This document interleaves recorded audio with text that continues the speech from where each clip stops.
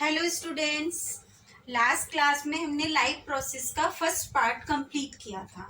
आज हम उसकी सेकेंड पार्ट रेस्पिरेशन को भी पढ़ेंगे और उसके बारे में देखेंगे कि रेस्पिरेशन क्या होता है, कि what do you mean by respiration. लेकिन रेस्पिरेशन को देखने से पहले आप लास्ट क्लास को रिकॉल कीजिए कि लास्ट क्लास में हमने डाइजेशन पढ़ा था, फिर न्यूट्रिशन पढ़ा था एंड देन रेस्पिरेशन पढ़ेंगे।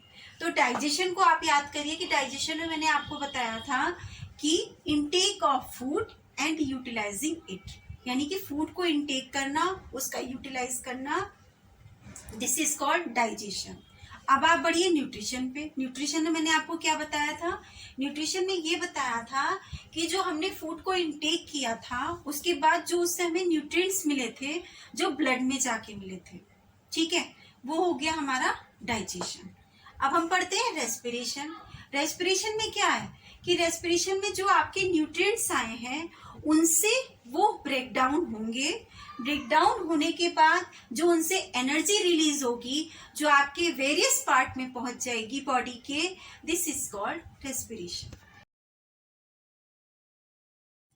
सो respiration is the process of break down of food to release energy. अब हम इधर देखते हैं।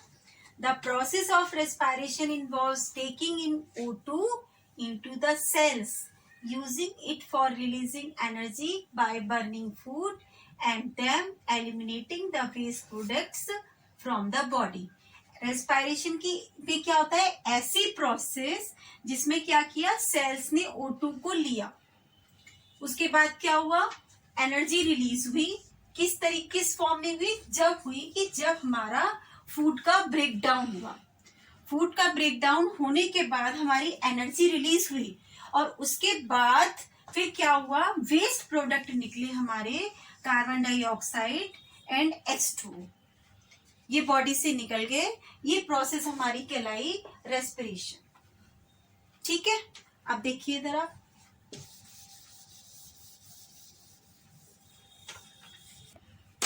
ये हमारी कोई सेल है, ये हमारी क्या है, एक सेल है, ठीक है। अब इसमें जो फूड है वो हमारा ग्लूकोज के रूप में है। मान लीजिए एयर से हमारी O2 आती है, ठीक है, O2 आई, O2 ने क्या किया, फूड को ब्रेक डाउन किया। और फूड हमारा किसी भी फॉर्म में हो सकता है, ग्लूकोज के फॉर्म में भी हो सकता है, फैट के फॉर्म में भी हो सकता है, अमीनो एसिड के फॉर्म में भी हो सकता है।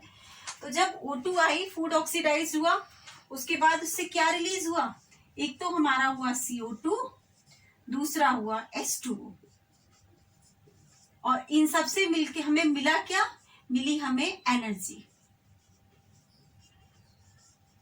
ठीक है, जो बॉडी के वेरियस पार्ट में पहुंचा देगी।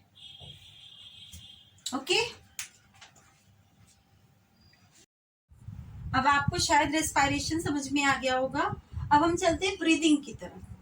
ब्रीदिंग क्या होती है? बहुत से लोग सोचते हैं कि रेस्पिरेशन और ब्रीदिंग एक चीज है, लेकिन रेस्पिरेशन और ब्रीदिंग एक चीज नहीं है, क्योंकि रेस्पिरेशन में मैंने आपको बताया न्यूट्रिएंट्स का ब्रेक डाउन होना, उनसे एनर्जी लेना, ये तो हो गया रेस्पिरेशन।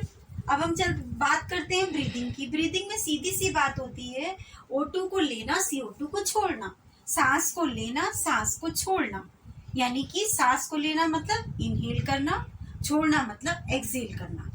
देखिए, the mechanism by which organism obtain O2 from the air and release CO2 is called breathing. सीधी सीधी सी बात है कि हम क्या करते हैं, O2 को ऑब्टेन कर रहे हैं एयर से, ठीक है, और CO2 रिलीज कर रहे हैं, दिस इज कॉल्ड ब्रीदिंग, ठीक है, ये हुआ ब्रीदिंग। अब आप देखिए, जैसे हम कोई सांस लेते हैं, ऐसे करके मान लीजिए सपोज हमने सांस ली, ये तो हो गया आपका इनहेल करना, सांस को छोड़ दी, एक्सहेल करना, ठीक है।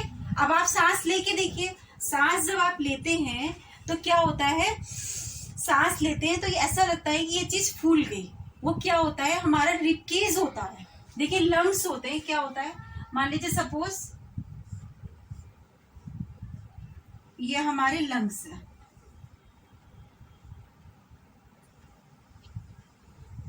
ठीक है, ये हमारे क्या है, लंग्स है, ये हो गए लंग्स। ठीक है। अब क्या हुआ, O2 आई, आपने सांस ली, उसके बाद क्या हुआ, ये हमारा है डायफ्राम।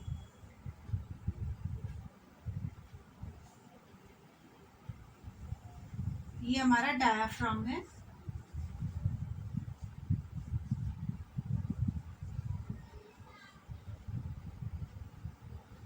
ये हमारा डायफ्राम है, ये हमारे लंग्स है।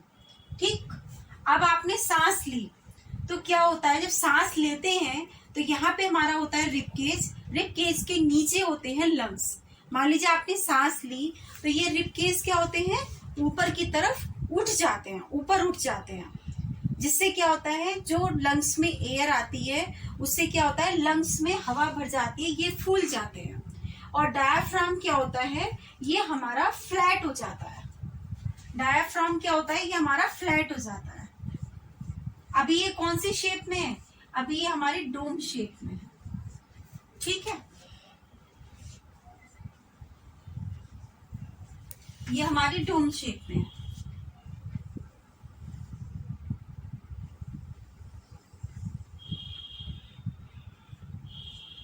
ठीक है,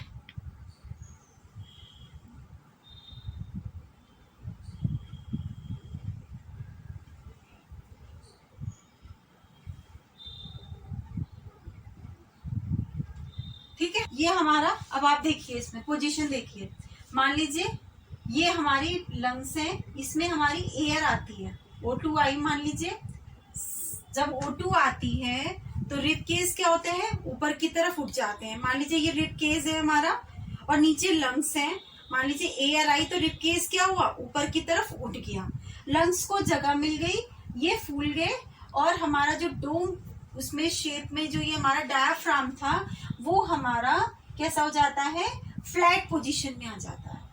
ये कौन सी पोजीशन हो जाती है, फ्लैट पोजीशन, फ्लैट शेप में हो जाता है। ठीक।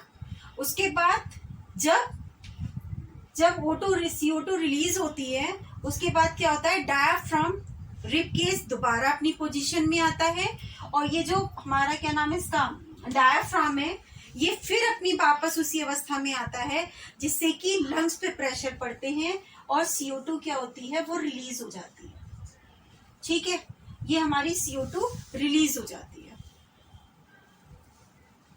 तो जिससे क्या होता है, ये अपनी दोबारा वापस अवस्था में आ जाता है, वापस अपना उसी शेप में आ जाता है।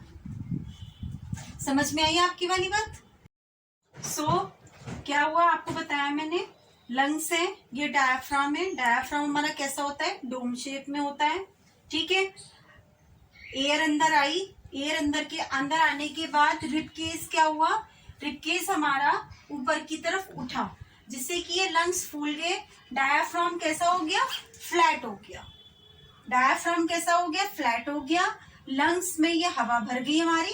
ठीक है, लंग्स हमारे फूल गए, डायफ्राम फ्लैट हो गया, और रिब केस अभी किस पोजीशन में है, रिब केस हमारा हम जो इस तरीके से करते हैं ऊपर ऊपर हो जाता है। ठीक है, उसके बाद जब हमारी एयर निकलती है, यानी कि जब हमारी CO2 निकलती है, उसके बाद क्या होता है, डायफ्राम अपनी शेप में आ जाता है। जब डायफ्राम अपनी शेप में आ जाता है तो लंग्स भी अपनी शेप में आ जाते हैं। ठीक है, ये हमारी हुई ब्रीथिंग, इनहेल करना, एक्सहेल करना, दिस इज कॉल्ड ब्रीथिंग। अब इतना समझ में आ गया आपके। अब हम पढ़ते हैं difference between respiration and breathing. अब हम बिल्कुल खुल के देखते हैं कि ब्रीदिंग और रेस्पिरेशन में क्या डिफरेंस है। अब जो डाउट होंगे आपके इसमें क्लियर हो जाएंगे।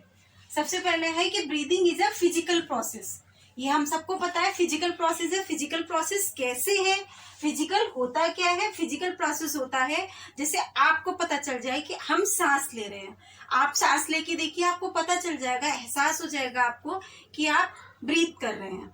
ठीक है, यहाँ तक कि सामने वाले को भी पता चल जाएगा कि आप सांस ले रहे हैं। बट रेस्पिरेशन एक ऐसी प्रोसेस है जिसमें हमें नहीं पता चलता, ये हमारी बॉडी के अंदर ही अंदर होती है प्रोसेस। सपोज आज आप दूध पी रहे हैं, कोई एनर्जी ड्रिंक ले रहे हैं, तो एनर्जी मिल रही है, कोई आपको थोड़ी ना पता चल रहा है कि आप एनर्जी मिल रही है आपको। ये जो भी कुछ हो रहा है ये अंदर होता है बॉडी के, इसका is a chemical process. Respiration is a chemical process. ठीक है, सेकेंड पॉइंट देखिए, breathing is a continuous process that involves both inhalation and exhalation. ये तो मैंने आपको बता दिया कि इसमें इनहेल की और एक्सहेल की दोनों तरीके की प्रोसेस होती है। ये हो गया ब्रीदिंग। और रेस्पायरेशन क्या हुआ कि the process in which food is broken in the cells to release energy. ये मैंने आपको भी बताया था कि रेस्पायरेशन में क्या होता है, केवल फ्रूट का ब्रेक डाउन होना, मीन्स न्यूट्रिएंट्स का ब्रेक डाउन होना, उससे एनर्जी लेना, this is called respiration. Respiration में सिर्फ न्यूट्रिएंट्स का टूटना होता है, उसका ब्रेक डाउन होता है, ठीक है। थर्ड प्रोसेस देखिए, there is no energy production during this process. जब ब्रीदिंग होती है तो उससे कोई एनर्जी प्रोड्यूस नहीं होती है, उससे कुछ नहीं होता। ब्रीदिंग में सिर्फ इनहेल और एक्सहेल की प्रोसेस होती है, ठीक है। रेस्पायरेशन में respiration occurs in cell. Respiration कहाँ होता है, सेल्स में होता है, ठीक है। अब हम क्या पढ़ेंगे, अब हम पढ़ेंगे टाइप्स ऑफ रेस्पायरेशन। हमने रेस्पायरेशन पढ़ा, ब्रीदिंग पढ़ी, दोनों के डिफरेंस पढ़े। अब हम देखते हैं types of respiration. Types of respiration में देखिए 2 टाइप्स का रेस्पायरेशन है। कौन सा है, एरोबिक रेस्पायरेशन, एरोबिक, एनारोबिक।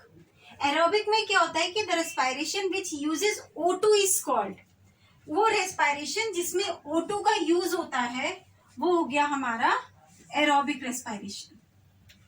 और the respiration which take place without O2 is called anaerobic respiration, ठीक है। अब इसको हम डिटेल में नेक्स्ट वीडियो में पढ़ेंगे। थैंक यू फॉर वॉचिंग मी। अगर आपको मेरी वीडियो पसंद आए तो प्लीज लाइक शेयर करना ना भूलिए।